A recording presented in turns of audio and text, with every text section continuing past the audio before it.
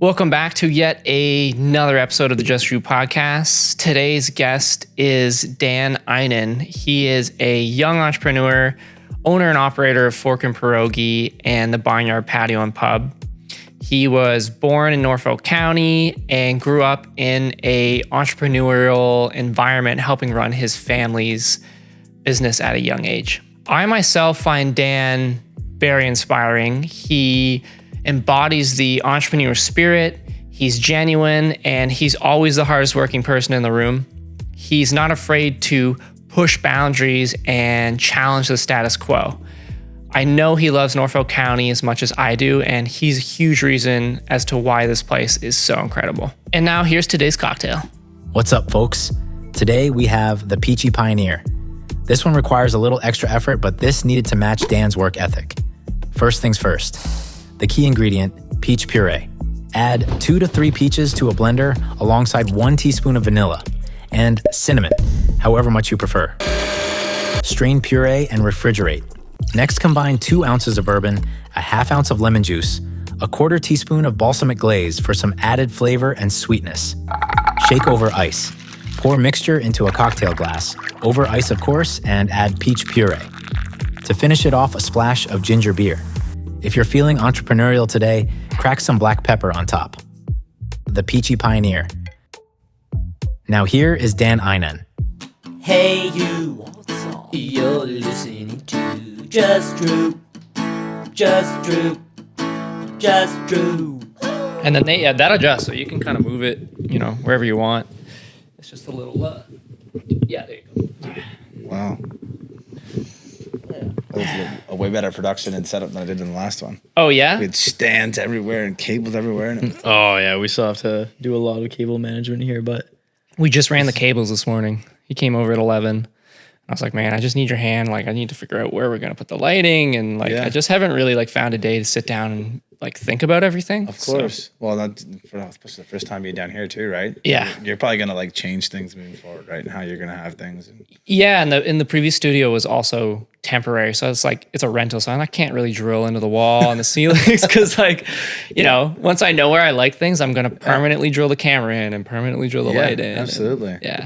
So it'll be a lot easier moving forward, I imagine. Yeah. And we had a light. We had this light here just coming down, but because we have the air ducts are running through here. Yeah. Ceiling's so much lower. So now the light's going to cut our view off of each other. Well, we'll just... That works out well there. I know lighting. I think it'll work. Yeah, you definitely know lighting. That's for sure. So not your first podcast. Not the first one I've done. I mean, the first one was it was kind of light. It was more of just a general conversation. Yeah. Which I imagine today would kind of be the same sort of idea, right? So. Yeah. You had to go to Toronto for that, you said? Yeah. Okay. It's a saga. It's quite the drive. Yeah. I mean, you're pretty much everywhere. Anytime, I've seen you at the X. I've seen you at Thai Cats. I've seen you at the fair. I've seen you everywhere. Yeah. Windsor to Ottawa, man. That's the biggest, that's what I always say. They always ask if there's any certain general area that we go to in particular, but I feel like just Ontario, Is it, I don't know what the cost of getting your bus to Ottawa is, but I'm sure it's not cheap. Oh yeah, no, it's not cheap at all. Diesel, especially with the price of diesel right now, it's so much more expensive. Is it more than gas? Oh yeah, it is right now. Okay, because that was the whole push behind diesels because it was cheaper. Always, yeah. Yeah. And it's even crazy over the course of everywhere else in the world too. The UK, everything's diesel. Yeah. When I went back in May, my uncle's car is diesel. Yeah. My nan's car, diesel. Yeah. Everybody's diesel. To where here, it's everything's gas. And my English friend calls them lorries. I guess that's it's Yeah. the coin term for trucks. Yeah. But he had a stick shift pickup truck. He picked me up at the airport. I'm like, I've never seen a stick shift pickup truck in my entire life. Yeah, they're pretty rare. But that's a thing in Europe. Everything's stick shift. Yeah. There's no automatic. I'm sure there is, but it's predominantly. Predominantly is shift. all stick shift. Yeah. Yeah. Absolutely. There's definitely more manual vehicles than are anything else. It's embarrassing, but I don't really. I've driven stick shift around a couple blocks, and I did install the car, which I'm proud of. That's good. Yeah. But I actually don't know how to drive stick shift properly. You know what? It's so funny. One of the first vehicles I ever bought, I bought a Honda Civic EX 2014. I love Honda Civics. And I bought it brand new off the lot. It was the first car I ever owned. I graduated college and I had the sales job in Toronto. So I had to drive back and forth, and I was driving a 1999 Ford Ranger at the time. And at that point, it was like, it's a 3-liter V6, and it's just not enough motor for the size of the truck because it was a long box, and it was just like overworking all the time. So I was just burning gas like crazy. So I was like, I got to get a new car. Well, coming out of school, you have no money at all. I've spent all my money on my school. I spent all my money on education. So I went to Honda, and they had this thing called a graduation program. So if you showed your transcript and you had good grades in school, they give you like a loan to buy a car. So I bought the Honda Civic, and it was great. It was a CVT transmission. It was automatic. It was all right. And then I went 6 months, 7 months went by, and I was like, I need something a little faster. So sure enough, I go in and I get the SI. The SI is a stick, manual. I had never driven stick before ever in my life. I watched a YouTube video after I had bought the car on my way to London to pick it up. And I watched a YouTube video in the car as my mom drove me to London on how to drive stick shift, and I drove the car home. Just pure entrepreneurial spirit spewing out of you at all times. Just try to figure it out. It's this one. Is it? Sorry, is it moving? Is it me bouncing? No, this should be pretty. I just need to tighten some shit. Oh yeah. Well, you could hear it bouncing. Can you still hear it? Just adjust a little bit, Dan, for me. Just kind of like move your, like you're moving your butt or something. Just want to see. Yeah, it's tight. I tightened it now. It should be. I don't know. We'll see. Do you want me to try this one instead? Hey, you want to dial down number 4? Just like No, I already did that. you already did that? That's number 3. That's number 3. That should be number. Oh yeah, sorry, that's number 3. Yeah, just dial down. Because I dialed down number 4 and then. Okay, well I don't really hear it. Should be fine for now. Good. It's a bit better. I can't hear it. I mean, that's intense and it's not. Yeah. Yeah, It was it'll be fine. It was I'm that one. really It was that bouncing. one. Yeah. Probably what it was, yeah. Okay, sorry to You can interrupt. see this one is kind of moving a little bit. Yeah, Sorry. we shut it off. Cool. There we go. But yeah, so I just had to figure out how to get this car home, and that was the only thing I could do. YouTube video. That's wild. Yeah. Is that kind of how you do you like go about life in that general way of just like I'll figure it out? I think just that's all I've done my whole entire life is just get up and figure it out, move on to the thing. You want to do something so bad. The biggest thing is that if you don't do it yourself, no one else is going to do it for you. So like I could sit back and watch somebody else do it. But at that point, I feel like I'm sitting back watching somebody else do it, and they could take the idea that I have. They could do it before me. So the idea is I've just always had an idea of something, like hopefully this works. And if it works, I'm just going to go for it and try it. And if it doesn't work, then hey, guess what? I put 100% of my effort into it. And if I did that and it didn't work, then so be it. It is what it is. Yeah, you wouldn't have known in the first place. Exactly. It's like, I don't know. I tried like a lot of new ventures. I'm like, I'm probably like even starting the podcast. I'm like, we're going to fuck up a bunch of shit. Like, the first couple episodes, cameras were cutting off. And I'm like, it's whatever. Let's get the reps in. Yeah. Yeah. And figure it out. They say the same thing about like doing something new. It's like, riding a dirt bike. It's like seat time. It's like getting on the bike. It's called seat time. You just get on the bike, ride it. And the more you ride it, the more comfortable you get, right? And the better things go. So... Which is life. It's life. I think it's just life experience. Yeah. It's like just getting the experience and doing it, right? Like that's exactly it. That's 100% it. It's probably the better way of saying it, honestly. It's just life experience and watching how other people do things and then changing it and making it your own way and just running with it and seeing what happens, right? Yeah. I always get nervous. Like I always freak myself out. So I'm gonna shut this phone off on silent. You're good. Yeah. I mean, I always get nervous, I think, like going into something. And I get worked up because like I want things to be perfect. I'm like, I want this to work I just want this to work so bad that I get so worked up about it before it happens. And then once I'm in it and it's going, I'm like, whatever happens, happens. We'll just deal with the punches as it comes, Like I can't make everything perfect. And I think that's part of the thing I've tried to like focus on more now is that it's not always gonna be perfect the first time because I'll learn the first time, but the second time, it's got to be perfect and it's got to be, everything's got to work out. But I was talking to Tyler from Wishbone. He was saying exactly that. He was talking about delegating things. Oh, yeah. And how he would make the charcuterie boards and place the crackers perfectly how he wants it. But he can't be doing that the whole time because he has to run the brewery. He owns the thing, so he has to make bigger decisions. So, you delegate to other people and the crackers weren't exactly how he would want it. And I was like, hey, it's getting done, right? Absolutely. So it's like letting go of that perfection. I think that's definitely most of it is like, and as you grow a business, like other people come on board and you have other people who are part of the team. And I'm so thankful to have the team that I have, because if I didn't have the team I have today, I wouldn't be where I am in business right now. You have an awesome team. I have an amazing team. Yeah. And I'm so thankful to have those guys because, you know, like they don't let the ship sink. You know, never let the ship sink. That's something I've always said. And I'll do whatever it takes at any point in time because it's my blood, sweat, and tears and everything that I've poured my heart and soul into. So I'll never let it, you know, fail. And my team, you know, I feel like I've had the same crew around me for so long since I started doing this. You know, they understand how I work now. They understand how I operate. They understand how the business operates.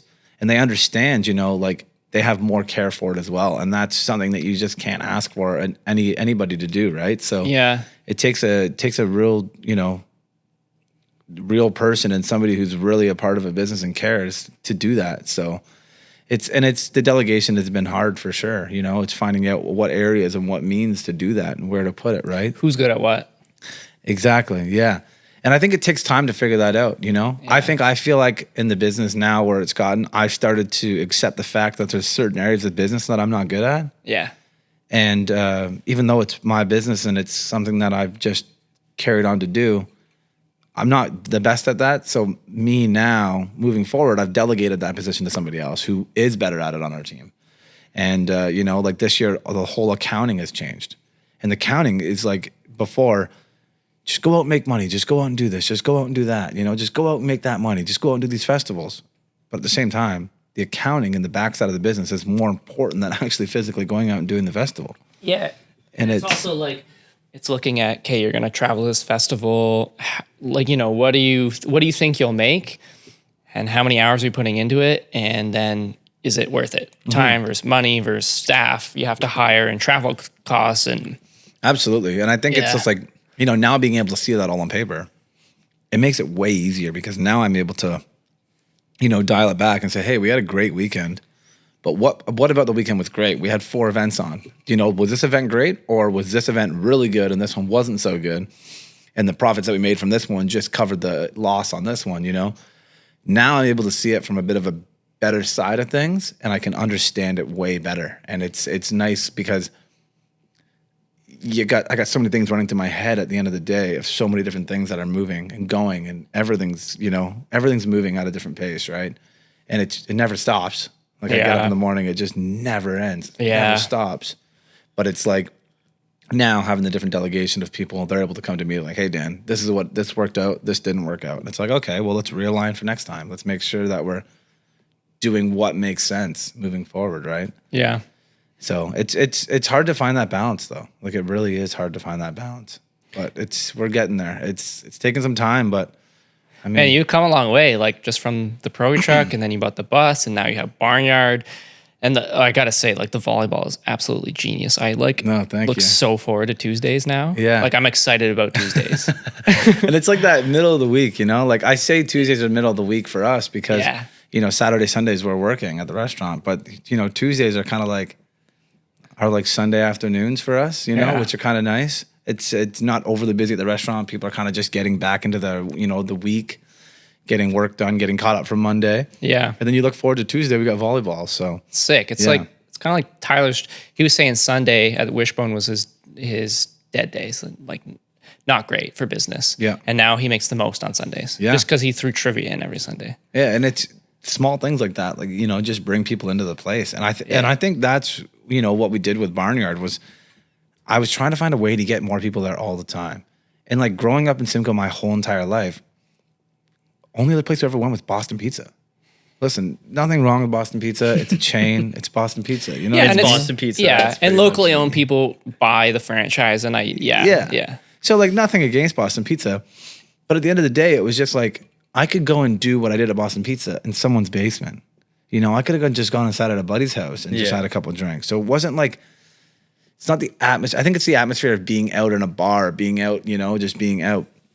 But like the volleyball courts, I was like, I want to create like an experience of people like being able to come and hang out for the afternoon. So whether it's coming out in the morning, you know, having lunch, playing some volleyball, and then they stay for the live music, you know, I want something to be able to do all of that stuff with. So like putting the volleyball nets in, putting the sand in there. Yeah. it's not just volleyball. You know, we've got spike ball, we've got cornhole, we've got, you know, bocce ball. Oh, spike ball. Yeah. Sick. Spike ball's crazy. So we do spike ball on Friday nights. Oh shit! What? I didn't know that. Yeah, to drop in spike ball on Friday nights. Oh shit! So like the last 2 Fridays, I haven't been out at a show, thank goodness. So I had some family down from England. What the actual fuck? Yeah, man. We played spike ball. It was great.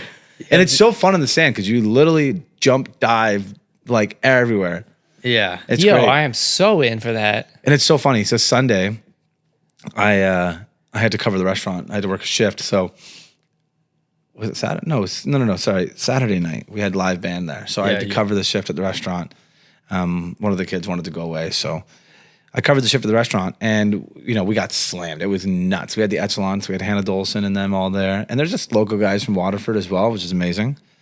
So they played a great show, and we were just nuts the whole time, just nonstop, running drinks, food. Kitchen was busy. It was great. So we finished cleaning everything up, and it was like 11:30, and some of the guys were like, should we play spike ball? It's like, fuck yeah, why not? I'm like, yeah, absolutely. Let's rip a game of spike ball. So we have a new light up too, and we hung the cables tighter, so it's way better now. Sick. Yeah. So we have this new light up, so we could play spike ball. We played spike ball till like 1 a.m. That's so cool. Yeah, I got home at 1:30, and Ashley's like, "Why are you home so late? Where were you?" It was on a Friday? No, it was literally Saturday. Saturday. night. Oh, Saturday. Yeah. Okay, She's like, I thought okay. you were working at the bar. I was like, I was. Yeah, and then we played Technically. spike ball afterwards. We were team building. Yeah. Team building, obviously. That's it. And it's good because it's like that I did. And I feel like even last night, you know, the team messaged me and they're like, hey, do you guys mind if I stay after work and play volleyball with some friends? I'm like, no, please play, stay. Like, you know, they're in our group chats. Hey, you know, Isaac, you coming? Dan, you coming? Are you guys coming down to play? And it's just like, I got to Langton last night and I was just like, I'm not going anywhere else. I'm going to stay in Langton. I'm not going to go anywhere. It's very rare I get to just chill out and do nothing. So I stayed in town last night, but yeah, they played volleyball last night till like 10 o'clock. So yeah, Fuck yeah. That's oh awesome. yeah, it's great. Sorry, I'm choking on my drink. I just got some pepper from mine. Okay, as well. same. Holy, I was trying. I feel left out now. Okay, I'm good. I'm back. Yeah, I'm obsessed with spike ball. I have it in the garage here. Such an underrated sport. I haven't played spike ball it in is. so long. Smack a ball at a trampoline, essentially. So fun. and I think it involves everybody. Like it's so funny. The girls at the restaurant didn't play. They're like, oh no, we don't play spike ball. Now the girls are like, we have to play spike ball. Like it's always boys against girls. Yeah. And the girls whooped my ass on Saturday night, man. I was pissed. They absolutely whooped my ass. There's a friend I play with sometimes, and he has the nastiest drop shots. Like, goes to look like, okay, it's going to be a smack, and he just tap. Yeah. And then you're short trying to dive to get it. Oh, yeah. My move is like, I'll let it hit past, and then I'll smack it behind me back at it. I do the same thing. Dirty move. Yeah. Dirty move. Yeah. Run the other side of the net and hit back wherever they aren't going to be. Hoping so. But, yeah, I got the girls pretty good with like going up for a smash hit, and then I come through and just a lightly little tap. it where it just hits the corner of the net. Hopefully, hits the pocket. You know. I've never played on sand. Like yeah, that would be awesome. That's what I like about beach volleyball is like you can just dive around a little bit more and not worry about getting hurt. Coop's enjoying your drink there. Sorry, my cat has a bit of a whiskey addiction. I hope this isn't like I'm gonna get flagged by PETA. PETA for like animal abuse. You know what I mean? That's not abuse. It's just having a good time. Yeah, he's having a drink. We can't not make him a part of the pocket. He just does what he wants. He's a Bengal, so like if I try to lock him upstairs or close the door, he'll scream his face off. Oh, he'll get down here. He'll find a way to get down here. He knows. Or just scream. Like he'll just meow. Really? Because Bengals are like a very vocal breed of cats. Yeah. And he's like half Bengal, so he's anytime he wants anything, he'll just whine, essentially. I've never seen him like one of your drinks more. Like he is. Yeah, whiskey. He's having it, and then he's going in again and again. Yeah. And again. He's licking his Okay, lips. He that's says enough. the best. PETA's gonna flag me or something on YouTube. Yeah. Okay, go be a good boy. Yeah, I takes off. gotta bring his tree in here, otherwise he doesn't leave us alone. So that's hilarious. yeah. He's And then gonna I have was- a good time as well. Yeah. Who did I say to one guest? I was like, well, what if I'm worried like if a guest hates cats, and that guest was like, well, don't have him on then. Yeah. Kick him out. That's fair.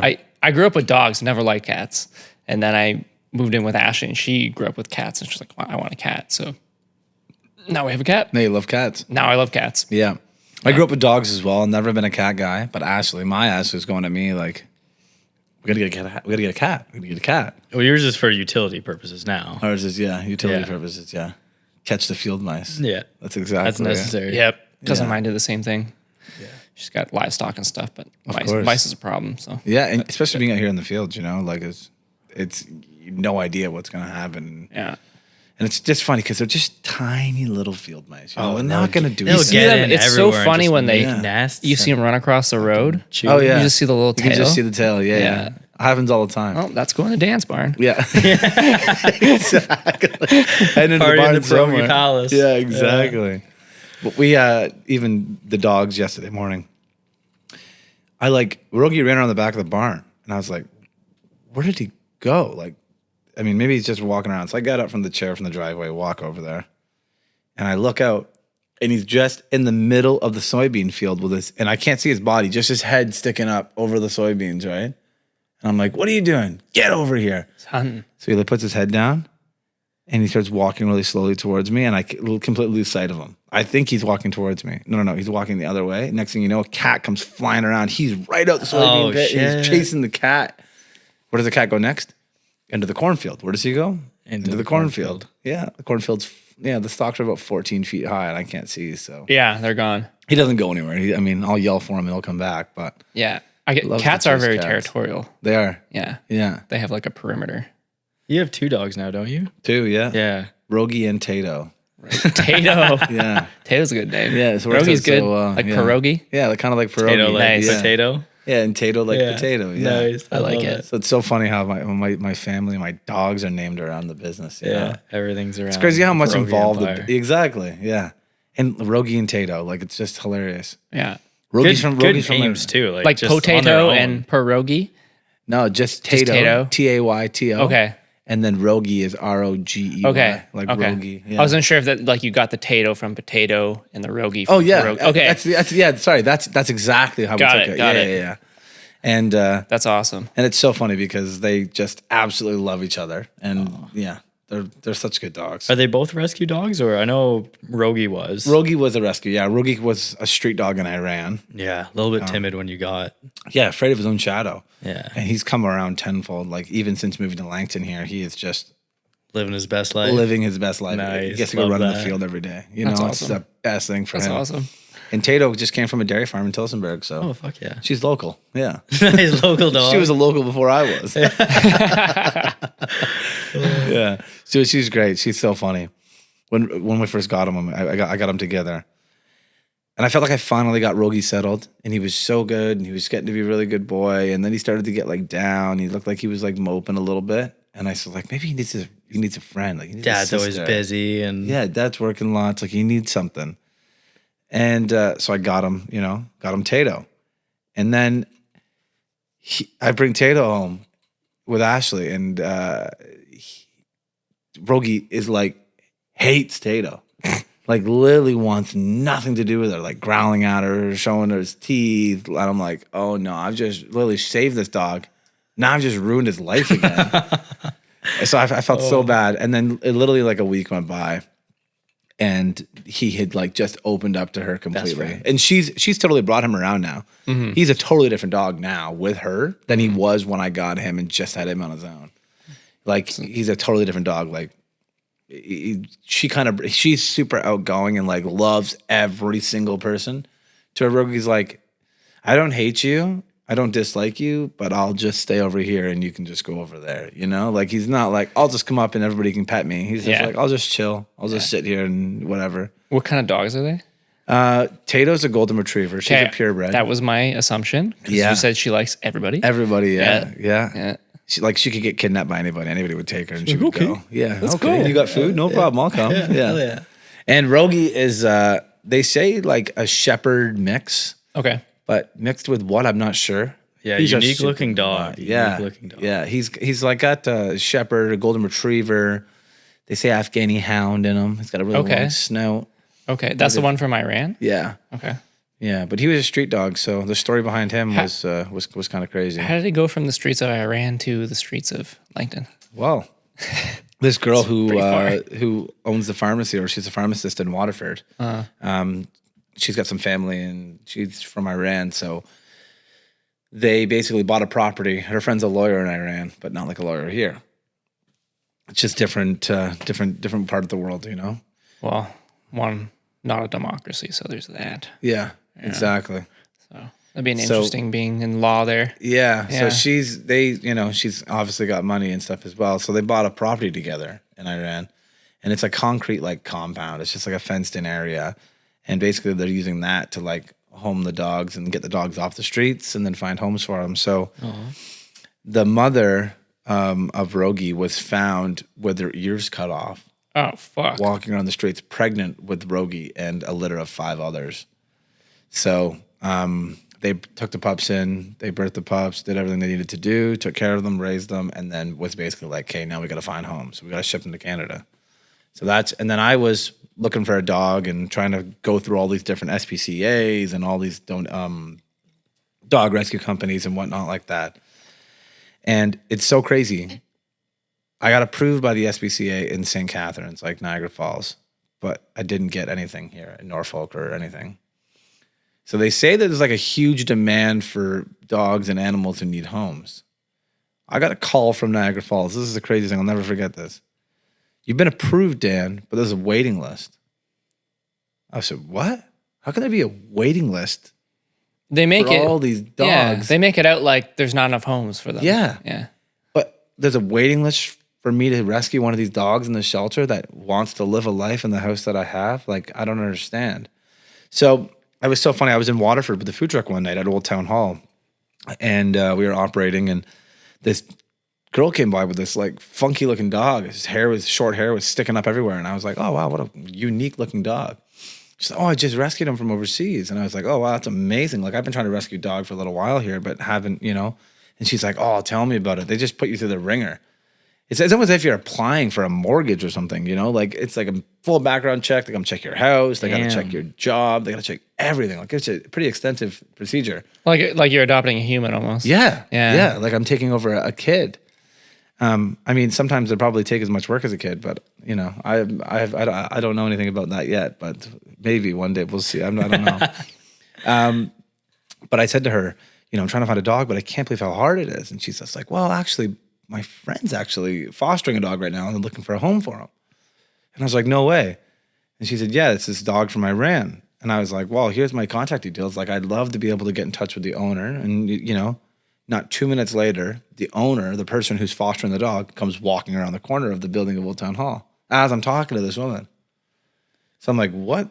So it was kind of like in the stars. It was meant to be. Everything kind of aligned. Yeah. So I gave the woman my card. I was like, hey, please give me a call. I'd love to come by next week and see the dog. And, you know. So she's like, yeah. And I mean, everybody says that. Yeah. Okay, well, I'll get in touch with you. So I didn't think anything of it. And I get a call in the middle of the week. Hey, it's Barb. I've got this dog. I went, you know, I met you down at Old Town Hall. Like, could have come take a look. So I go down, take a look. Ashley and I go take a look. And he is just such a sweet boy. Like, he's such a good boy, but he wants nothing to do with me at all. He is like avoiding me like the plague. Like, I go walk towards him and he will like run the opposite direction. So I'm thinking like, wow, this is going to be really, really difficult to like figure this out. Like, I don't know what kind of life he's lived in Iran either. I don't know what he's seen over there and then come here. And who am I to him? Like, what exactly is happening, you know? And then the woman had her brother living with her. And he came home as we were there. Well, Rogi was familiar with him. So his name was Mocha at the time. So Mocha was familiar with this guy and ran right over to him and was like jumping up and was so excitable and was like happy. So I was like, okay, just watching that interaction, I know that I can get this dog to trust me. It's just going to take some time. Yeah. So I kept, you know, I went for 4 visits, and each time I went, you know, he'd do a little bit more. He'd let me pet him for a couple seconds and then he'd run off, you know, and then each time he'd get a little bit better. And, yeah, they basically let us take him for a sleepover and was like, see how he is with you guys for a sleepover. Give me a call tomorrow morning. So we took him for a sleepover, and he's such a good boy. We've never had a dog bed, never had toys, never had any of these things, right? So we have all these things for him to play with in Dover. And, yeah, he stayed overnight. And then I called him back the next day, and they're like, how is he? So they came and saw him, and they're just like, why don't you guys just why don't you guys have them? You know, you guys want them? I'm like, oh my God. So our weekend was made, you know, we were able to take the dog home and they kept him with us. And, you know, we had to pay some fees and stuff to get him. We had to pay all the fees to get him here. So the process of getting dogs here from Iran, the experience I had was really like difficult. You can't just fly a dog on its own. It has to fly with a passenger.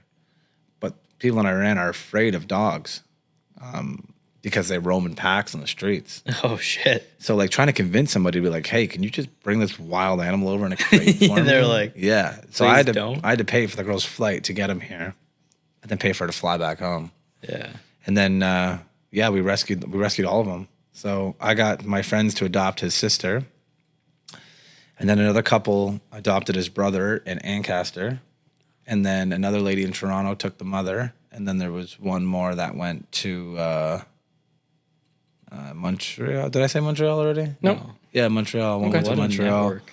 Yeah. So Wow. yeah, it's funny because we did the whole reunion thing with him and his sister in Dover, and it was like so amazing to see that. Like they knew. They just kept fired up. Like, oh, it was unbelievable to see that. Can you imagine like being in a different country, coming on a plane, being terrified?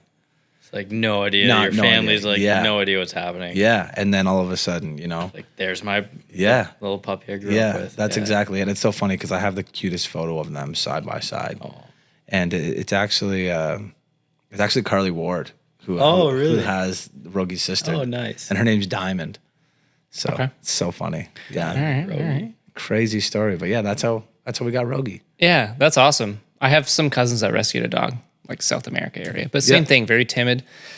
It'll go up to the food bowl and grab the food and take it to another room and eat it Yeah. there. Because I feel like they probably fed packs of dogs, Yep. and you just have to grab food and go. And go. Yeah, exactly.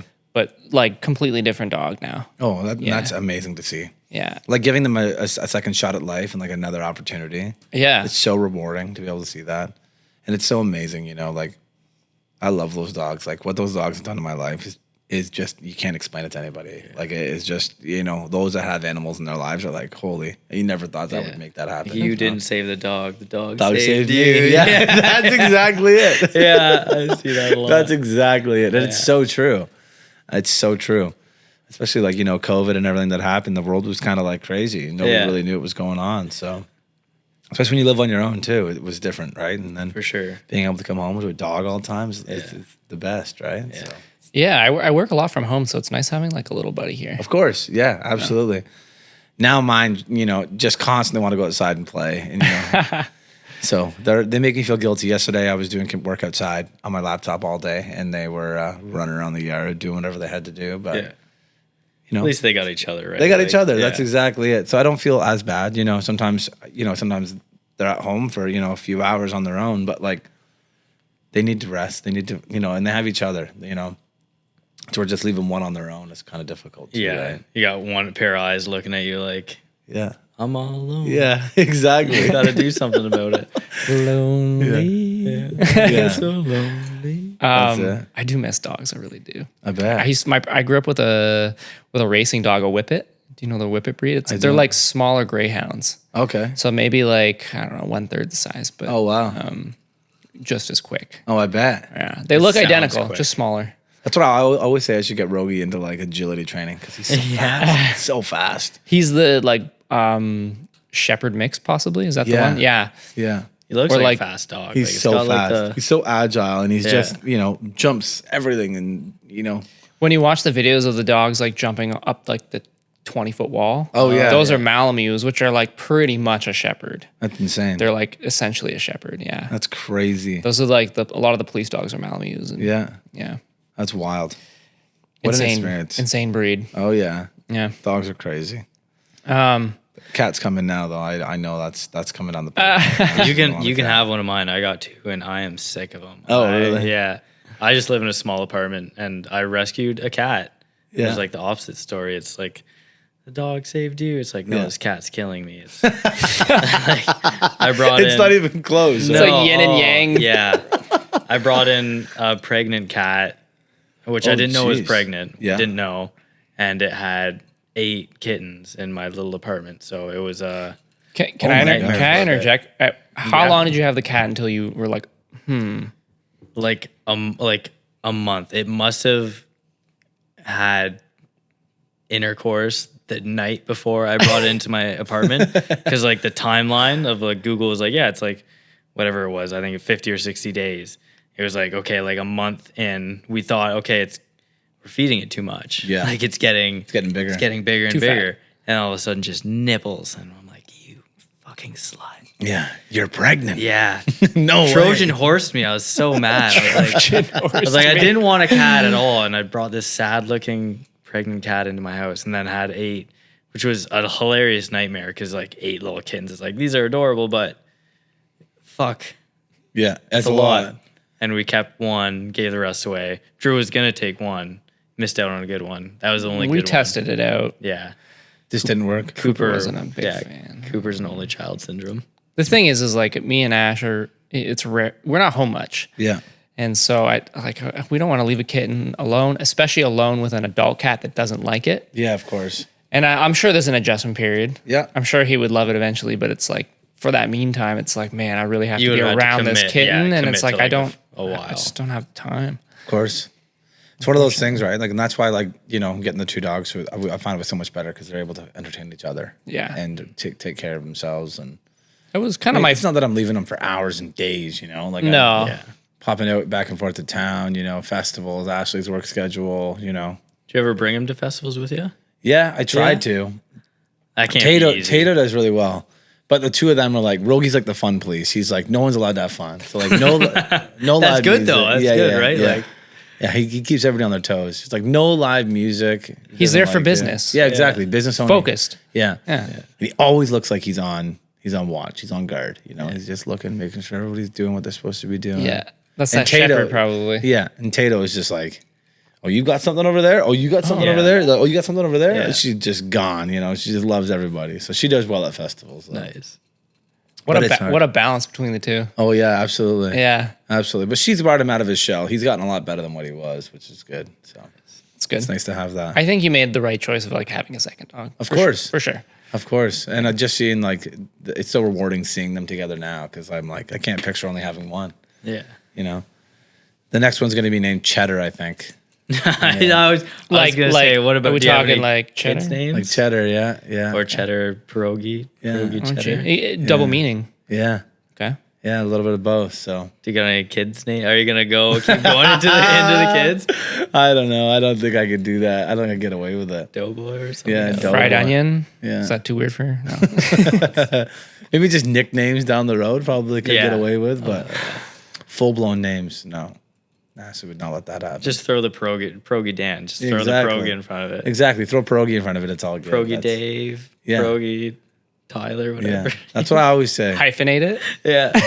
Yeah. Perogy's got to be in there somewhere, right? That's exactly it. Well, sorry. I would love to shift gears. Yeah. I'm gonna take that moment to. I'm just gonna run to the bathroom. So Yeah. Do you want me to? You want to pause for a sec, or you can just keep you going if good? you want. Okay. All right. All right. We're generally around the same age, I think. I'm 30. I'm 30. Yeah. Okay, there you go. Pretty wild that you developed. I would consider like almost 3 different businesses. Yeah. Yeah. Yeah. In your 20s, Yeah. which is pretty crazy. Yeah. It is. You Yeah. know what? When you say it like that, it's like, That's Holy yeah. shit, Like when yeah. did you first do the Perogy? Was that the first kind of venture of yours? Because I No. know you come from British Baked Goods, which is your parents, right? yeah. Yeah. So I started in like just growing up in the industry, I guess you could say. So you knew it young. Yeah, and it was just like, you know, growing up in a family business, you don't just work an assembly line and, you know, you don't just do the books, you know, you don't just do the customer service side of things. You do everything. Yeah. So like, and you know, being in a family business, like you started it so young. Like I remember being, you know, 9 years old, 10 years old, and my dad would drop me at a farmer's market at 4 o'clock in the morning with, you know, he'd drop me off and he's going to drop multiple locations after me. Yeah. So he'd drop me at Kitchener Farmers Market at like 9 or 10 years old. And my job for the entire day was to set the booth up and sell the product all day. And then he'd come pick me up at 3 o'clock. That's wild. Yeah. So I was just like, you know, he stayed with me the first couple times, but after that, he's like, I got to go run to the next one. Like, you got to Yeah. do this, you Yeah. know? And my mom was at a different location and my sister was probably at another location. You know, at one point in time, my family had like 9 or 10 different locations open on a Saturday. So it's like staffing those makes it difficult, you know?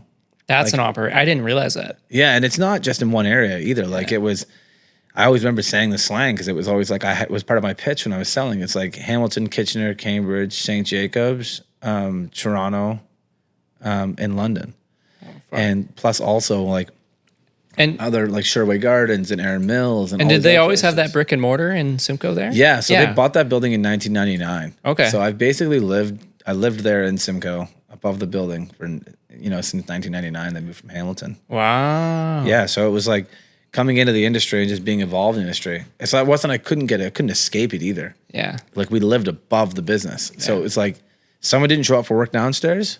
Somebody was coming upstairs to get me out of bed so I could go downstairs and fill in for that person. And, just not having a limit on age at all. It was kind of like, hey, we got business to do. We got work to do. Jump in and help make it happen. So, I just think I've always had the entrepreneurial mindset. But, Perogy's wasn't even the first thing I did. Perogy's was like, I think just the most recent no, not the most recent, but like probably the biggest thing that I did. I actually started with a coffee business called the Baked Barista. Oh yes, I do. I know about that. Yeah, it used to be at the fairgrounds, right? Yeah, exactly. Yeah. So I just had this coffee business, and at the time, like, I feel like society now and like the age demographic coming up now, people are like they want all these crazy gourmet coffees, like like Starbucks, It's and like, they same want, idea as like, craft beer. Exactly. Yeah, it's like craft coffee, so it's like more coffee shops now. So having Joy in town, having like. The one across from Leon's there. I can't remember the name of it. Kingfisher? Kingfisher. Which I don't want to get it wrong, but I'm pretty sure has sold to somebody. Oh, really? Yeah. Okay. That's what I was told. I don't know if the name's changing or something like that, but right. I think it's changed owners. Yeah. Well, that'll be the second owner that I know of now. Yes. It was something as else well, before that. Yeah. But it's like it was in the scene of that, and nobody was doing it at the time. So I bought this trailer, and it was a 1976 Waymatic. And it's Waymatic in like the scenes of talking food trucks and stuff. It's the cat's ass. It's like the best trailer you can possibly Like the get. Astro van. Yeah, exactly. Yeah, okay. It's like windows all the way around. It's got a Yeah. drop floor in it, so you're like looking your customers in the eyes. It's like LED light packages, big signs, big high ceilings, lots of storage. Like it is just the trailer you want to have. So we bought this trailer, and it was an old cotton candy trailer. So I completely gutted it, redid the whole entire thing, wrapped it, and then came up with this branding idea. How old are you at the time? This was 2017. So young. So how old was I then? We would have been, that was 4 or 5. You would have 7 been years ago. 23, 24, somewhere Yeah. around that age. Yeah. Damn. And it got to the point that it was like, I'm going to just try this and see if it works. So I took all the money that I had and I built this trailer, and I went and did a couple of festivals with it, and it was like, wow, this is pretty good. It's the first time I had ever seen like disposable money, I guess you could say, that I'm like, wow, I wasn't living paycheck to paycheck anymore. Yeah. But before that, I was working at the Bank of Montreal. I worked at Scotland Commodities. Okay. I worked for a company in Toronto called Bomb Energy, doing sales. I have a cousin that used to work at Bomb. She used to do all the graphics for Bomb. Oh, no way. Yeah, they used to sponsor the Tie Cats, right? Yeah. Yeah.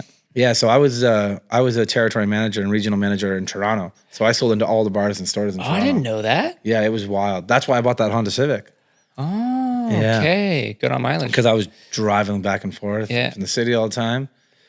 But things didn't work out with Bomb, so I was like, okay, I'll move on to something else. And then started working at the Bank of Montreal, and I was there for almost 2.5 years. And that was a funny gig, because it's like the banking side of things was like, you meet a lot of people, but not necessarily always for the right reason. Mm-hmm. People are coming in to pay their bills, but at the same time, it's sales position. So you're forced to sell them something, even though they might not require it. They're a business at the end of the day, so they want you to sell everything. So it wasn't for me. I didn't have a conscience to be able to do that. Somebody comes in and struggling to pay their bills, and they're trying to get you to sell them a credit card because the bank makes revenue off the credit card. Well, this guy's struggling to pay the bills that he has right now. The last thing I'm going to do is give him another bill to pay. More debt. Yeah. Why would I do that? They're coming to me for financial advice. So I left the bank. I went to Scotland Commodities. I was there for 7 months. And this is before they did all the redesign of all their new procedures of accounts and training and all that stuff. But it was basically like work underneath one of the senior managers and like thrown to the wolves after 4 months. Yeah. And like making 30, 40 calls a day, cold calls. Just trying to get some Just sales trying to get and business, some trying to get accounts. sales, right? And at that time, you know, I'm so young. I mean, I was only like 24, 25 at the time. It's like to take that many no's and like, it's discouraging, right? So I left there and decided I was going to go back and help the family business. And then my dad and I had a bit of a tiff and that's just what happens in family. And you know, that's gotta be so hard. As much as anybody will sit here and deny the fact that like family and businesses do not fight, they're lying through their teeth to you, because every single person in that room cares. Every single person in that family cares about that business and their role in it. It's passions It's clashing. passion. Yeah. Yeah. And it's not necessarily like nitpick fights. It's just like, I cared about something a little bit more than my dad might have. And I was like passionate about that. So it just didn't work the way it did. So I was like, you know what, I'm going to go off and do my own thing. I'm going to try my own thing and see if it works. He's like, good luck, you know, go ahead. Right. Yeah. That's like the famous words, like, good luck. And then you kind of got that chip on your shoulder. Yeah. Like, I gotta fucking prove Yeah, him. exactly. Like, I gotta And I'm fucking. like, I'm going to show you, Dad. I'm going to show you I can do this. I'm going to show you I can make this work. And I don't think he ever doubted me at any point in time. You know, he knew I was going to be able to do it. Yeah. But as Lit a fire under your ass, lit yeah. a fire under my ass, you know, my whole life. Never let me get away with anything. You want to work, you want something, you got to work for it. You're Simple gonna as get that. it, yeah. So I started doing the coffee business and then built this trailer, traveled around, did the shows, had this money in my pocket. And then it was like, it came to the time in the summer. I did it. By the time I got the trailer built, it was like fall. So it was really busy. But the next year when I started the trailer up, it's summer. And I'm like, it's like not everybody they want coffee early in the morning, but after that, they don't want that. So we started getting into more like frozen drinks. And I started to, then I was like, what else am I going to do? You know, I got to get something else. So I started doing like being in the baking industry, you know, knowing how to do the baking and stuff. So I started doing like muffins and cookies and croissants and all this stuff. Yeah. But again, it made it difficult because it was like $2, $3, $4, $5, you know. I just felt like it was like, what do I need to take the business to the next level, you know? And it was weird. I kind of like took a bit of a break. I like finished out the season. I like took a bit of a break, went out west and helped a buddy work a thing for the Vancouver Christmas market. He has a clothing company. So it was my off season. All my stuff's parked. I was like, okay, I'll go outside. I'll go there, check it out, see what it's like. So I go outside, I go out there, work the Christmas market, and I meet this guy. And he's like, you know, well, you know, what are you doing? And I, you know, just start shooting the shit, chatting with him, whatever. Well, sure enough, he's the food and beverage manager of Mount Seymour Resorts in Vancouver, the ski resort. So he's like, well, you know, what are your plans after the thing in December here? He's like, you still got like 4 months. Like, what else are you going to do until May when you start your own stuff again? I'm like, I don't really know. Probably nothing. Well, you want to stay out here, snowboard every day and help me out with food and beverage? Yeah, make money. And I was like, yeah, why not? That'd be such a good experience. Sounds awesome. So I was like, yeah, why not? I'll stay out here. So I literally flew home, picked up my car, picked up my stuff, and then drove back out. And was a food and beverage manager at Mount Seymour. And I had one guy there working with me. And, you know, we were doing pierogies there. And like, it was nuts, the amount of pierogies that we were going through. And I was like, this is insanity. And it was so much work to make these pierogies and stuff, but I'm just helping this guy do it all and make it happen. And then he quit and he left me. And then I was all of a sudden, I was just a guy who was supposed to be there like assisting and running a food truck and helping out. Next thing you know, I'm kitchen manager. And then next thing after that, then I'm like up into the management style of things. And this is all over like a course of like the ski season. So like I got there like middle of December, end of December. And this is right until April. And we're just jammed. So it just one thing turned into the next. And then it was like April rolled around and it was like, hey, ski season's done. And I was like, I'm going to go back home then. So I literally, worst mistake I ever made. I should have stayed out west, but I didn't. Oh, No, we're glad you're here. Yeah, exactly. This is it, Yeah. right? None of this would happen if I didn't come home. So I came home and I was just like kind of plugging away with different things. What am I going to do? You know, what am I going to do? And I'm like, no one's doing pierogi trucks. Like, there's nobody selling pierogies. I'm like, I'm going to start a pierogi business. And it kind of was like a thought at one point. And then I had this money that I was making from the coffee business. And I was like, you know what? I'm going to take this, buy another trailer. And it was a very small trailer. It was an opportunity. It was a little 12 by 7, tiny little trailer. I put all the money I had into it. and built the trailer. And I got the trailer built for the end of August. But building that trailer took away all the focus from the coffee business. So kind of like just, I wouldn't say like got me away from the coffee business, but it did exactly that. It shifted my focus away from the coffee and put me right to the words of the pierogi. So I just started hustling doing pierogies, built this trailer. I did 4 fairs. I did Ottawa Capital Fair. I did Lindsay Fair. I did Caledonia and Simcoe. And by the last day of Simcoe Fair, I had everybody, just anybody I could reach out to that could help. It was nuts. Every day Simcoe Fair got busier and busier and busier. And I'm like, hey, there's no way it can be busier tomorrow. And every day I got busier and busier and busier. And I'm like, by the end of it, I was like, okay, apparently this is what I'm doing full time now. I have a pierogi truck. Were you running out of stock? Like, what was going on? It was just because I didn't know how to prepare for it. I see. Okay. Like, so it's like every single day. Like, I mean, before it was just like small amounts of stuff. So like I'd only go through 20 pounds of bacon in 2 days. I love how you say only. Yeah. To me, like 20 pounds of bacon sounds like a shit ton of bacon. Yeah. But I would go through like 20 liters of sour cream in 2 days. Like 20 liters of sour cream. Yeah, it would last me 2 days or 3 days, right? Yeah. To where like going into the other side of that, like I was like back then, we were like 30 pounds of bacon a day, like 25 liters of sour cream a day. That is like insane. Probably 50 pounds of cheese a day. Are you restocking this truck every night? Yeah, like every night. Okay, I was like, where do you keep it all? So we would work till, we'd work the fast, we would be the first one open and the last one's, last one's open in the morning because we'd work so late at night, but the last one's closed in the evening. So when everybody's walking around the fair for something, we were still open because we still had a lineup of people. And I didn't shut it down. And it was so funny. I had Isaac, like my right-hand man now. You know, Isaac was helping me. So he was working at Bell. And then we'd stay there afterwards and we'd have a few drinks and we'd talk about the day. And then we'd like start prepping for the next day, have a few more drinks. And next thing you know, we're leaving the fair at like 1 a.m. And, 2 a.m. And then I'm back there again at 8 a.m. to get the rest of the prep done so I could open for 10. And every single day. And then he'd work from 9 till 2 at the Bell at the mall and then come right over to the fair and help me. And then we'd be just nuts from 2 o'clock onwards. Yeah. But it was just like going through the processes and seeing how all that happened. And now all of it, like it's so funny. I started with a 12x7 trailer and then I built a food truck and then I built a bus.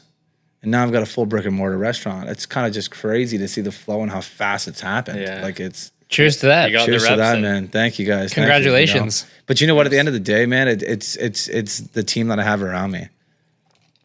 Absolutely. And I was going to ask a question earlier. How do you like to pick your team? Are you basing this strictly off of personality and chemistry, or is it how they work, or a bit of both? I think the biggest thing is like not everybody's going to have the same workflow that we might have, or like you might have a different workflow than Drew. Drew might have a different workflow than you. I'm the same thing with me, right? Not everybody's gonna have the same workflow as me, but if I can bring somebody in and they jive well with the rest of the team that we have there, and they show that they're trying and they're showing an effort, well, there's no reason why that person I know future down the road wouldn't be able to do it. Mm-hmm. So I always try to like pick people who are like very outgoing and not afraid to ask questions, because at that same point, that's how I built my entire business, was asking questions and just, figuring out what part of the process needed to be done next. Well, and it shows interest if they're asking. So. Yeah, exactly. Yeah. So it's like, I love bringing the people like that on. And, we've had a lot of staff. We've had people come and go over the years. But at the end of the day, everybody served a purpose and everybody's had, value there. And, again, I wouldn't have half the stuff I have in my life now if I didn't have those people a part of the journey and part of the business that have helped me take it to this next level. Yeah. The team I have this year is amazing. Like a lot of my staff for the last few years have just kind of rolled over, but they're in different positions now. Yeah. I've taken some staff from the food trucks and put them into the restaurant, and I've taken some people from the restaurant and put them into the food trucks. So I've kind of like finding out what works best and who works better in what area. Yeah. But finding that is something that really has worked out well for me, because now everybody's trained in everything. So I can pull people from every direction and kind of pull them back to where they need to be, sort of thing. So yeah, the growth of the team, I would like to say is happened because of everybody else around them that's also pushing them to go as well, right? It's not just me pushing all the time. It's the other people I have involved, like Isaac and Kelly are my, they're my rocks. Like your commanders. those, Yeah. Like, they've been with me for a long time now. Yeah. And, they've kind of watched the business evolve into what it is today. So it's like, they have, they got to be proud of themselves too, because, they've had to deal with me first of all. Okay. And and I'll always be the first guy to say it. I'm getting better at like understanding how to handle the stress and how to handle these things. But the more you take on, the more stress comes on. Yeah. And the other people understanding that side of it is also important. And Kelly and Isaac both understand me now to the point that like they get it. They know how I am. They know what some triggers are for me and how they can help me and how they can move things. And this isn't a partnership. This is you. Yeah. So there's no one else to bear or share the weight of it. That's it. That's exactly it. And at the end of the day, when it comes around to it, when push comes to shove, like I'm the one that has to make all the decisions and one that has to fork out the money if something ever happens, right? And pay your employees. Yeah, and make your money. And your brand, like it's you are Forkin, Perogy's, and the Barnyard, and that's everything. it. That's you. That's it. So and you know what? The Barnyard has been a great opportunity. Isaac's grown with me so much, and even grown to the point that this year he came in 50% of the Barnyard. Oh, nice. So being able to give him that and be able to bring him involved in that, he's worked his ass off for it, but him being able to be a part of it now is so important because, he's got the same vision I do. Mm-hmm. So it allows me to put my focus elsewhere and he can focus on that. And it kind of allows us to kind of take over. Grow together. Yeah, grow together. We're taking over this section of it. So that's awesome. Yeah, it's gone well. That's really cool. It's kind of a crazy story how it's all happened, but it's so crazy, but it's like a staple in Norfolk, like Forkin, Perogy's, Barnyard, like and it's kind of wild because I think at the time when I started doing it, like there wasn't really any other food trucks in town, Nope. Like I think Kaylee has hers, but I think that was it. I was like one of the only other food trucks in town at the time that was traveling around, and it just exploded now. So yeah, you paved the way. Yeah, I feel like I paved the way. And now, it's so rewarding now because I got so many other food truck owners coming, to me for advice and for me, to help and guide them. One would say he pioneered it. Okay. I like that. And what's this? This is I call it the Peachy Pioneer. The Peachy Pioneer. Yeah. Well, cheers to that. That's exactly cheers to that. And when you went to the washroom too, I started the conversation. I was like, he's the same age as me. So I'm like, you did this all in your 20s. Oh, yeah. Which is crazy. Crazy. And like, what did you go to school for? It wasn't business or anything? I went to school for business marketing. Okay, there you go. Yeah. So that helped. Do you say that helps? Did it help or could you have done this without the schooling? I don't know. I think it's hard to say. I think it's one of those things that I feel like this industry, you just got to be involved and be so in touch with every side of it that I think if I would have just worked in the industry and kept doing what I was doing, I probably would have learned a lot. You learned by doing. But I learned by doing. But you would have got breadcrumbs through schooling that you kind of pick up on. Exactly. Definitely more knowledge. And that's exactly it. Like doing the school part of it, kind of like brought me around to like kind of piecing all those things together, I guess, and understanding why you do that. It's a theory. Yeah, exactly. Yeah, it's the theory of why it happens and why that works and why things don't work. And marketing itself is just, I love marketing. Like, But you got a strong brand, so and really shows. And that's it, right? And that's the biggest thing I realized when I was in school was like I have to build a brand that is like so visible, and when people see it, they go, "I know exactly what that is." Oh yeah. So it's the red and white barns. It's the the farmer with the pitchfork, fork, and the fork in it, and it's great. So it's just been a wild ride, and it's crazy to think about where it's come now, but I'm definitely happy with it and excited about what's going to happen next. Like I don't really even know what's going to go next. I'm just trying to get through this season. I was going to say anything in the works, like dude, and you're only 30. Yeah, like you have so much time. Yeah, you can do this for another 30 years. Yeah, yeah. I mean, will I? Probably not. No, but I mean, like you know, it's what's retirement age? 65. I mean, what is retirement age now? I feel like some people don't. Yeah, they just, like, I don't think you can. Yeah, I know. I don't think you can retire ever either. I think part of it becomes down to now is like I'm also I just feel like there's other areas of where, I can see myself. I can see myself like, you know, maybe not necessarily doing the trucks and like working in the trucks like I am right now. Maybe, you know, having the trucks in franchise locations and working on trying to like build a business to a higher, you know, more locations, more reach. You know, I've always wanted to have like a shop in Toronto. I've always wanted to do that. So, you know, just Sky's being the in limit. like there is no limit at this point. Like the stuff that we've done and the growth we've had in the last, you know, 4 years, I'm so thankful for. But at the same point, you got to make sure that you don't grow too fast, because if you grow too fast, you lose control. And I want to make sure that like we have full control of everything at all times, just to make sure that we're, you know, we're making the right decisions. And, you know, it's not that I know it all. I learn every single day. I always say this, Isaac and I always joke about it. Like, we're learners at life. Like, every single day life happens, I'm learning something new, because the business changes in different directions. And it's just like learning about how, what am I going to do to get around this obstacle, you know? It's like a professional problem solver, I guess you could say. Oh, yeah. Yeah. And it never ends. It Yep. never ends. That's pretty much, well, at least in the film industry, it's just problem solving. That's all it is. Yeah. You like, you know, you make a mood board and you have a script and you have these scenes and Yeah. locations, and it's like nothing ever goes to how you plan it. And you just have to like adapt on the fly. And if you don't, you're going to die, or it's going to go to shit. Yeah. Well, that's exactly it. I feel like it's adapting with the times, Yeah. and every market's different, Yeah. especially in the food truck industry. Every single market is different. Well, that's the thing. I don't like, at least for like, I know like equipment updates quite frequently, but I don't have to deal with fluctuating food costs and produce and like food safety handling. Oh, and, yeah. We were talking about red tape earlier, which I'm more than happy to dive in Yeah, to with you, absolutely. because like I've dealt with it a little bit, and I've seen other people deal with it, and it pisses me off, and I don't even deal with it directly. Of course, yeah.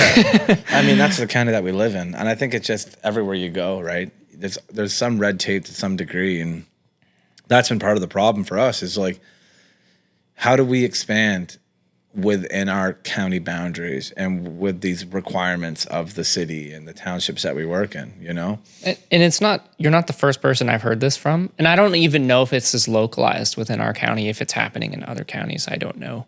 But it's like, there's a lot of red tape here. Yeah, there At is. least from what I've heard and I've talked to, but from other business owners, it's stifling almost. It is. Stifles growth. and it's kind of discouraging in a sense too, because you're also just trying to like do more and be better and to do something else to not only like make yourself better, but the community in general. You know, like, people want something different. They want to have, you know, something new. So you try to add that factor to it. And I feel like, you know, Norfolk County in general has been particularly hard to get around that stuff with.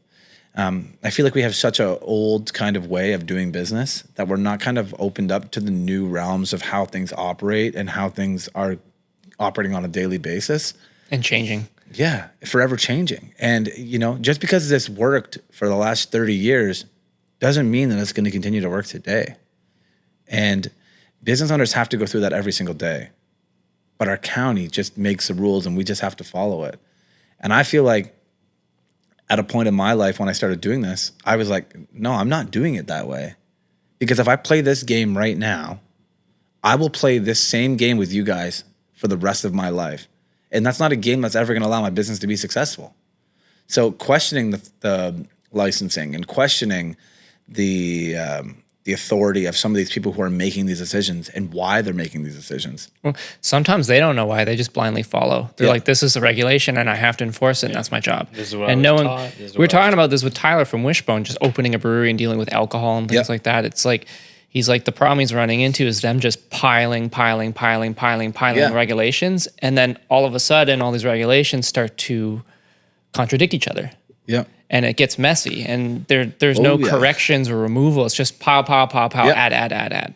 And you know what? I just went through this, and I mean, I feel like every year it's something new with the county.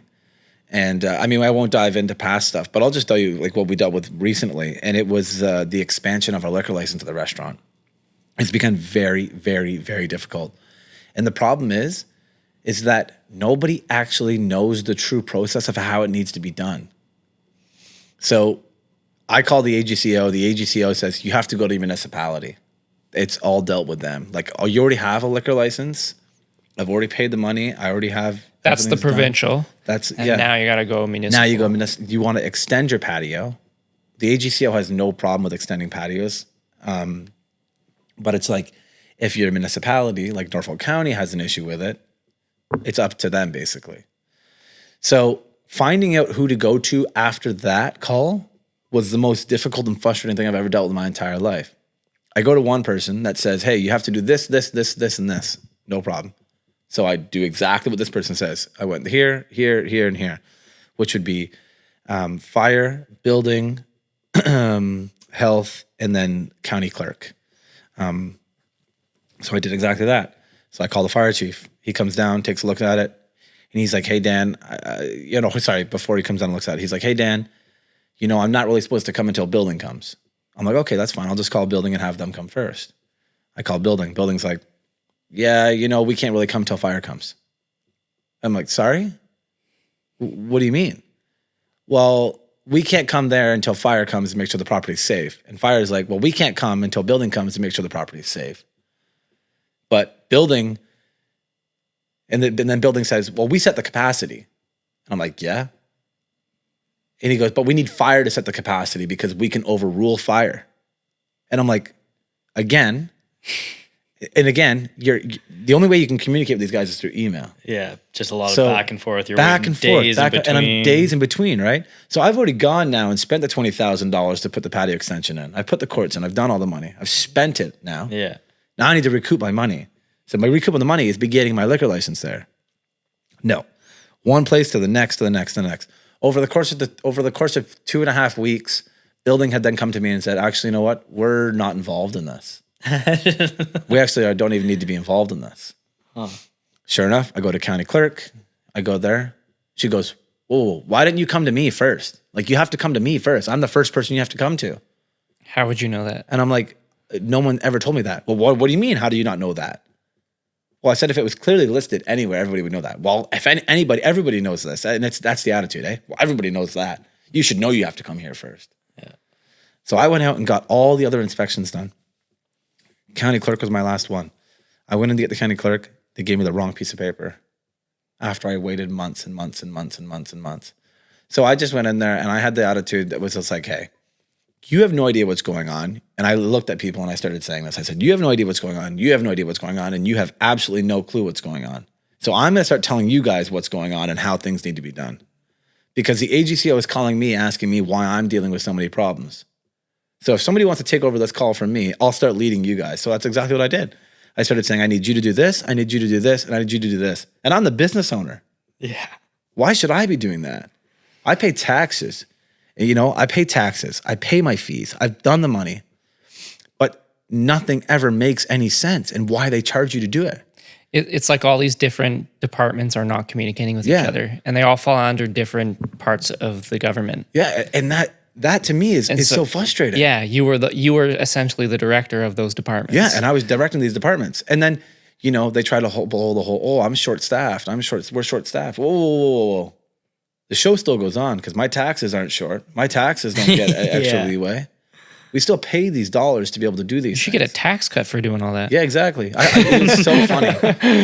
I literally said to Norfolk County, I said to them, I'm going to send you guys an invoice now for the time that you've wasted of mine and how much money you've costed me in the process of trying to get this done. Because I've been a month and a half now of trying to get this done. And they're like, well, you can't do that. I said, well, what do you mean I can't do that?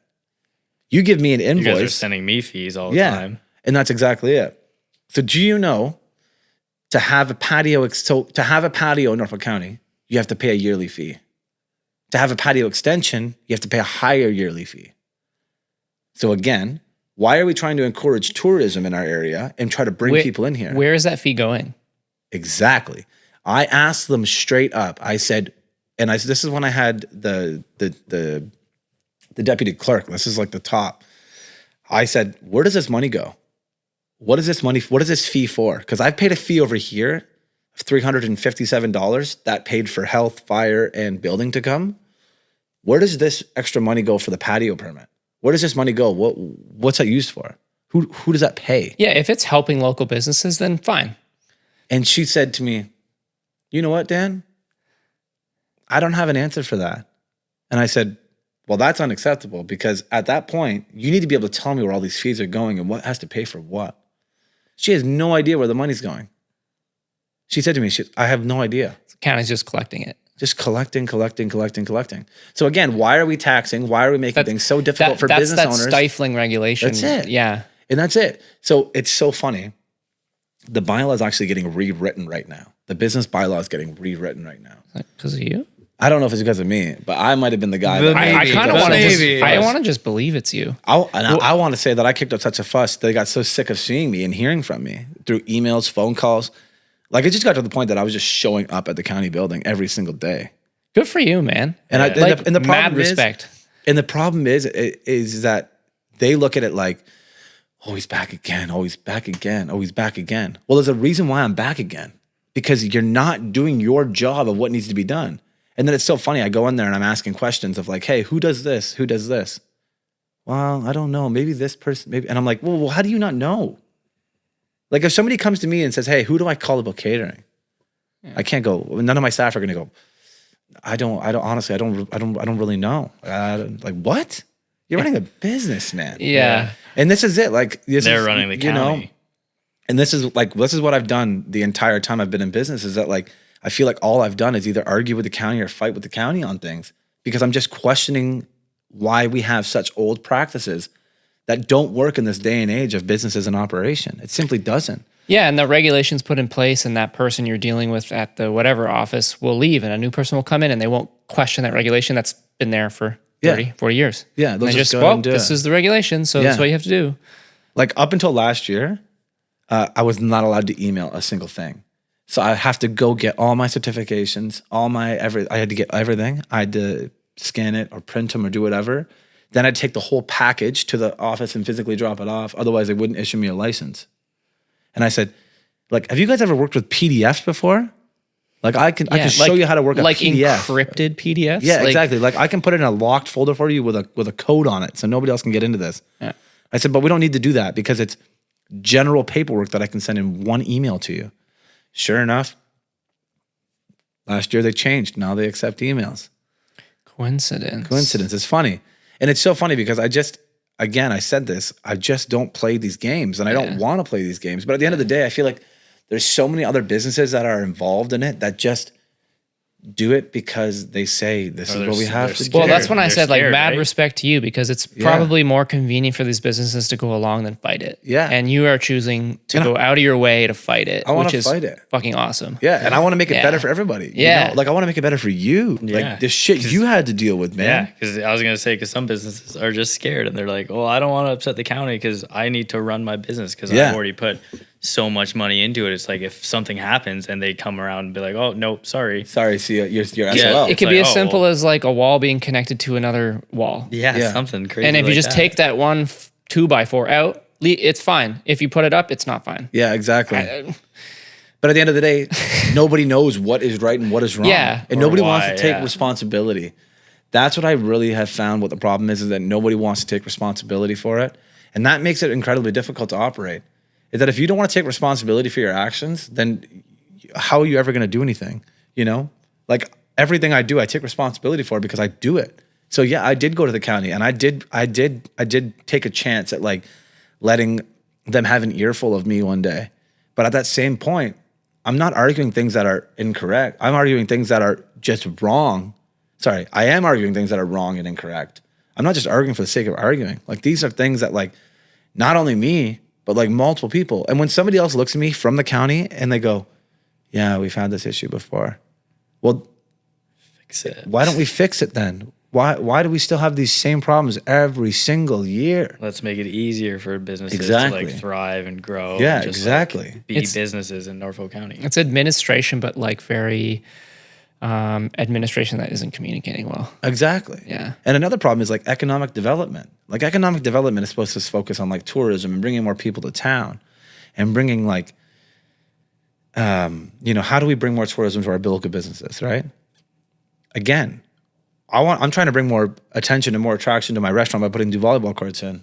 So why are you going to charge me an extra $500 a year just to have my courts there? It's my property. Yeah. I pay property tax. Yeah, you own it. I own it. So why are you going to pay me? Why are you going to charge me more to have that there?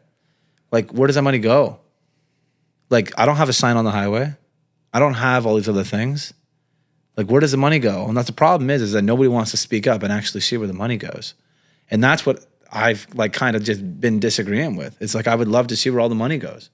Because why are we taxing? Why are we charging everybody so much? Yeah, and like, are we privy to know? Should we know? Should we know? I think absolutely we should know where our fees go and where money goes, especially when we're paying towards a municipality that we operate and we live in. Yeah, if there's all these different fees, like, is there an itemized list we can look at? Yeah. Is it itemized? Or Yeah. Does it just go into Right. the void? I don't know. And part of the problem is that I get to see it so frequent with every other municipality that I operate in, like Windsor to Ottawa. Same thing. Like, it is so easy. Like, I emailed Brant at the beginning of the year. I'm like, hey guys, getting ready for a new season, new year. Here's all my paperwork. And they're like, perfect, Dan, thank you. Thanks. Have a good season. Yeah, here's your permit, remit your payment, all good. Norfolk County is the total opposite of that. You know, and it's so funny. One day, I said this to them. I said, if I didn't live in Norfolk County and I didn't already have my business developed here, I said I would never do business here. And she said to me, well, maybe you should look at other counties to do your business in then. Oh, disgusting. Like, who says that to somebody? Yeah. Are you kidding me? You feel like you'd be passionate about where you are. Yeah. Like, and I don't even grow up here, and I'm just like, I'm so passionate about Norfolk. That's it. And I'm happy that you're here and you're staying here and you're making it a better place. It's fucking awesome. That's it, man. Yeah. Just trying to, like, and you know what? And I'm not saying that I'm going to be the guy that's going to do it, but at least I'm rustling the feathers right now to try to make something happen, you know? And we'll see what happens. Like, I get to go to council on September 3rd, and I'm excited to. I got a whole thing, man. Like, they only gave you 5 minutes, and I already put in. I need more than 5 minutes. You're just gonna. Okay, like, I need more than This is 5 like an minutes. SNL monologue. Oh, I can't wait. Prepping. Like, yeah, I'm just every day I just make notes of, like, you know, how, like, there's so much that I need to say. How am I going to say it all in one thing, you know? Yeah. And it's going to be interesting to see it, because I think the biggest thing is they're going to look at, like, why is this 30-year-old kid coming in and try to tell us how to run things, you know? And it's Because you're dealing with it firsthand. yeah. And I just feel like we've had so much change in, like, our parties that are involved, like the hierarchy of the parties, that, like, no one's ever just gotten down to, like, the nitty gritty of, like, hey, this is actual operational things. This is what needs to be changed. Like, this is day-to-day operation. We need to change this. We need to have a better flow of it.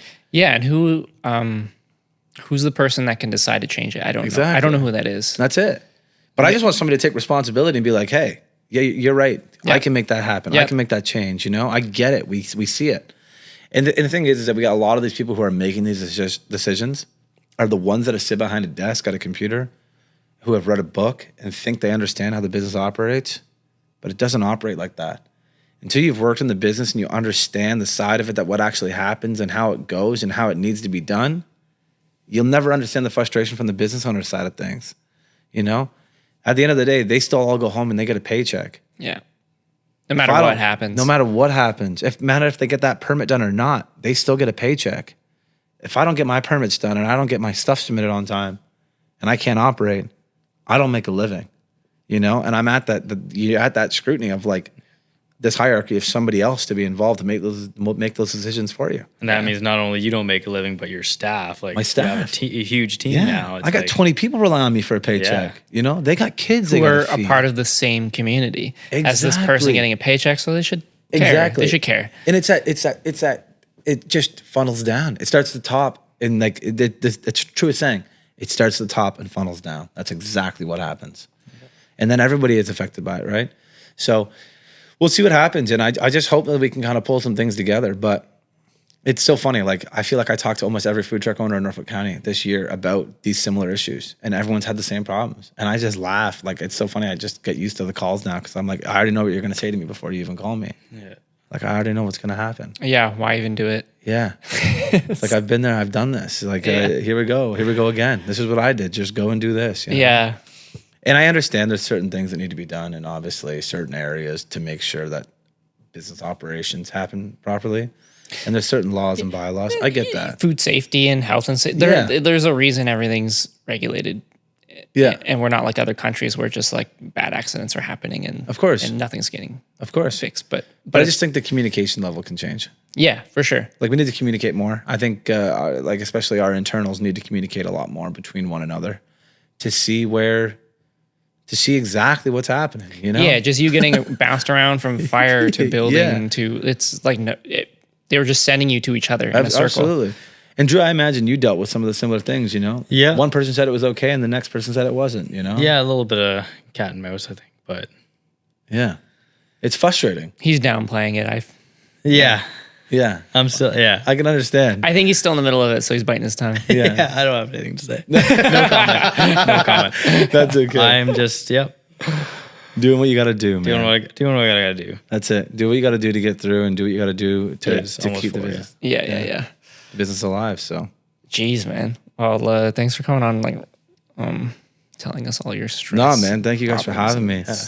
I hope I didn't blabber too much and just talk about No, this is amazing. This is what I Oh, wanted. that's great, yeah. I was saying I like having Dan Eynon on as the first one back in the new studio. We haven't done a podcast in over a month. So I was like, Dan's going to carry it for us. It's going to be Amazing. No, I hope it went well. Yeah. Hell, Yeah. I feel like all I did was talk the whole time. So you're going to have to cut a lot of my shit out of there. great. that's great. I feel like there's so much we haven't even tapped into. So Oh, yeah, absolutely. There definitely is. I mean, I feel like I could talk for hours and just hours upon hours of stuff. So, well, maybe after you talk to council, we can come back on and maybe yeah. Yeah, See if September we can- 4th. give us the give us the Exactly. lowdown. Yeah, I can't wait. You know, I literally can't wait. I talked to a few of the business owners on Saturday and they're like, we want to be there. Like, we want to be involved. Like, we want to be there. And I'm like, 100%. Yeah. So it's so funny. They're giving me the new bylaw like 2 weeks before it gets presented to council so I can look it over too. Okay. Yeah, so that's Okay. kind of cool. Nice. All So right. Hopefully Like, that happens still. That's what I was told. So hopefully it happens still.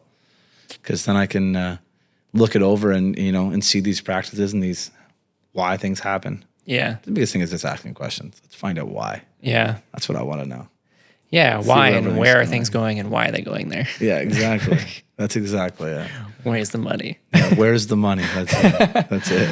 We want to see our money. Yeah. Especially like how is it being allocated? Of course. And I'll send you guys my invoice as well for the Norfolk, that I'm going to send to Norfolk County.